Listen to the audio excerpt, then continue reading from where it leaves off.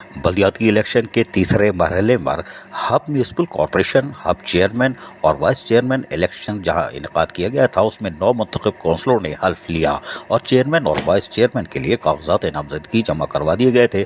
Hub municipal corporation के 62 कौंसलरों ने voting के अमल में हिस्सा लिया था।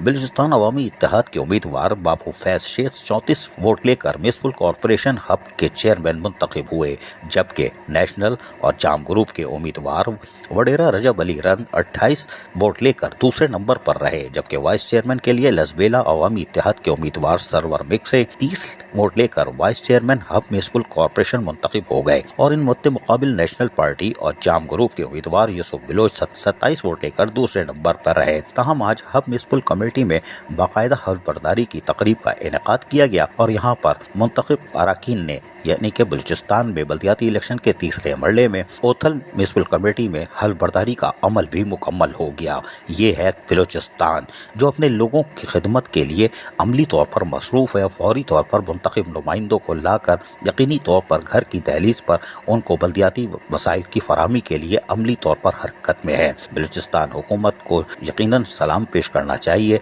जिन्होंने जमहूरियत की नर्सरी और जो रीढ़ की हड्डी है बल्दियाती इदारे उसको मुकम्मल कर दिया और यकीनी तौर पर ये मुंतखब लोग अब आकर लोगों को बल्दियाती सहूलतों की फरहमी को यकीनी बनाएंगे। अजीज आरिफ, KBS बल्दियाती न्यूज़।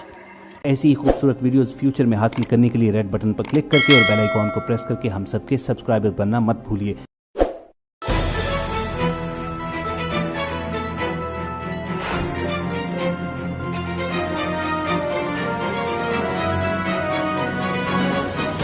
KBS बल्दियाती न्यूज़।